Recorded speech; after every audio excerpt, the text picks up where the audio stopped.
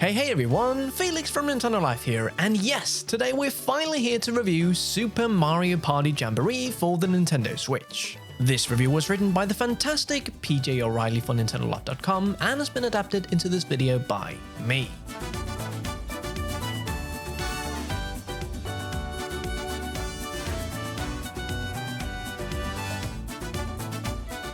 Nintendo has been doing a smashing job recently in going back to some of its long-running franchises, stuff like Metroid and Pikmin, to bring us new entries that lean into the core strengths of what made us love them in the first place, instead of just continuing to bloat them with fluff and distractions.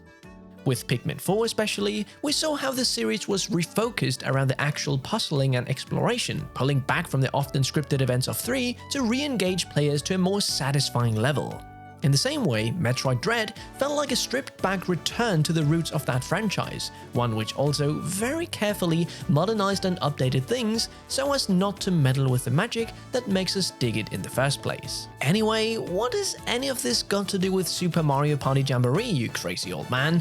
Well, what Nintendo has done here is make this the biggest Mario Party ever as promised, but in a way that carefully elevates all the aspects of the series, stripping away past annoyances, improving on the standard of minigames, and introducing new modes and features that feel worth your while without upsetting the balance. It is, in short, our favorite Mario Party game yet, which is saying something given the glowing reviews we've given these bad boys in the past. You've got 7 new boards in total to play, with 5 brand new themed experiences, and 2 returning favorites in the form of Western Land, Banger, and Mario's Rainbow Castle, Skybanger. Honestly, it's quite hard to pick a bad one amongst the lot of them. Both new and old boards alike look and sound absolutely fantastic. This is one of the best looking Switch games we've played in ages, one which also manages to nail a slick frame rate across all modes, and the various interactive elements that each one brings to the table add just enough raucous silliness to ensure every session is a good time, especially if you've got a bunch of friends in tow.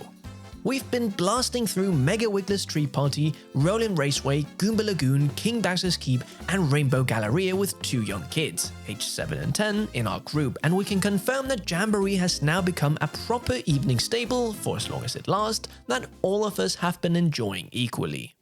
Focusing in on one of the old boards, Western Land, and comparing it to its older versions in previous party outings, we can see that it keeps its interactive train elements whilst hewing very closely to the original in both look and feel. However, spaces on the board have been cut down, more item shops and junctions have been added, and it's been given a slick visual overhaul that makes it all look very nice indeed.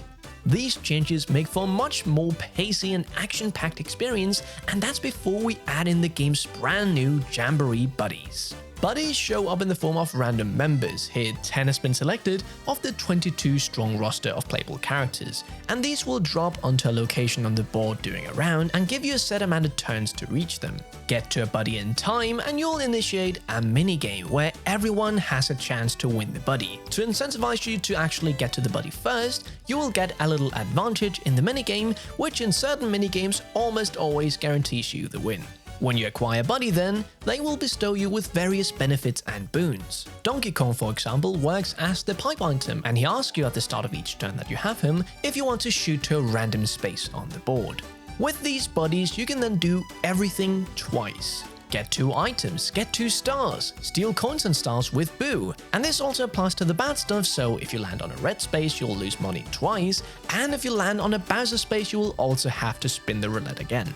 The core experience here feels more alive than ever. The rules remain the same, meaning it's simple to pick up and play, but we also got pro rules this time around. These rules unlock a whole new way to play, removing any luck-based minigames from their 110 belters on offer and giving everyone a starting item to play with. You can also duel stars if you land on the same space as another player in the home stretch, and lots of other small tweaks have been added to the formula. It's harder to hold onto your stars and coins, there's more opportunity to ruin things for other players, and having skill decides minigames, well, all this certainly cranks up the heat. The minigames themselves are also a much improved standard this time out. It speaks volumes that we can't think of any we straight up hate, and the mix of motion control efforts, which can be turned off, the stuff that focuses on timing, and working together as teams ensures that even the adults are having a proper good time. All this adds up to the best main Mario Party mode we've ever played. Fact. This is then complemented by additional activities that are quite a lot of fun too. Bowser's Kaboom Squad is certainly the fanciest and most modern of the new bits and bobs.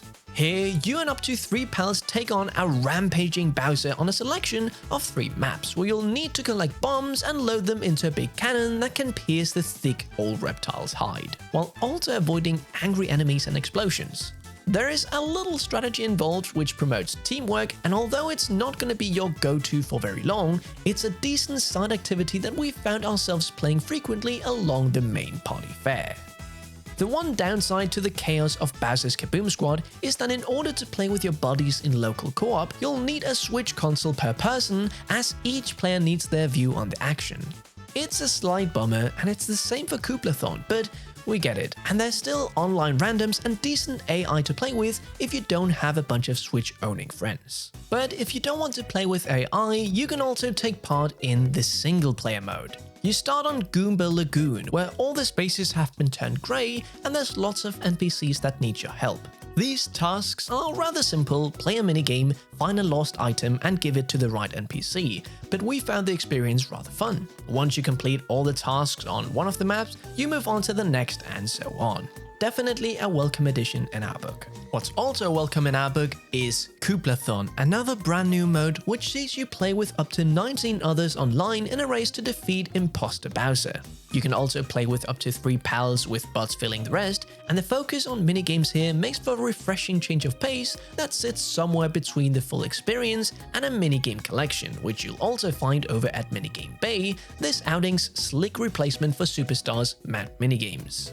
Slightly more superfluous additions come in the form of Paratrooper Flight School and Toad's Item Factory, both of which focus on motion controls to present a selection of minigames and freeform exploration of small areas. There's also Rhythm Kitchen, which at the very least gets you up and moving as you get cooking to the beat with anyone who's unfortunate to be in your presence.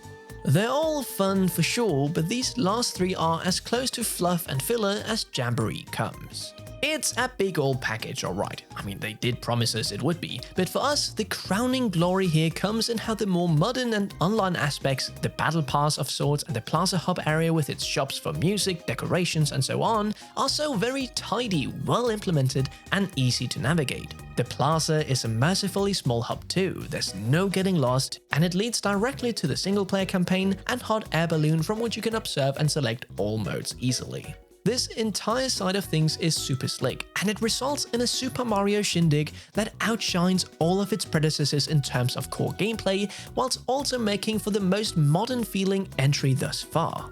Add in a few more bells and whistles, such as the ability to turn off motion control games, give younger players a boosted star start in games, and so on, and you've got a family-friendly Mushroom Kingdom hoedown that's very hard to find fault with. But of course we did find fault. The unlockable Pro mode only allows you to select a 12-turn game, and even though 12 turns might seem short, these can take around 90 minutes to finish. But honestly, it never felt like it dragged on, and the ability to fast forward a lot of the events, for example when you're on an escalator, did help smooth things out. And that was genuinely the sum of our complaints after a full month of playing. With the best visuals and performance we've seen in a Switch game for some time, and enough boards to keep you busy for a good long while to come, this feels like exactly the kind of Super Mario Party resurgence we've been hoping for. So, in conclusion, Super Mario Party Jamboree is a fantastic new entry in the franchise that focuses on improving the core mechanics and experience, making for a more involving board game in the process,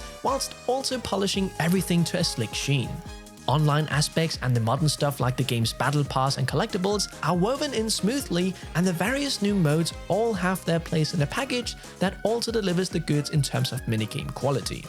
Jamboree is the best Mario Party to date, so best make sure you've got your invite sorted. We here at Nintendo Live give Super Mario Party Jamboree for the Nintendo Switch a 9 out of 10.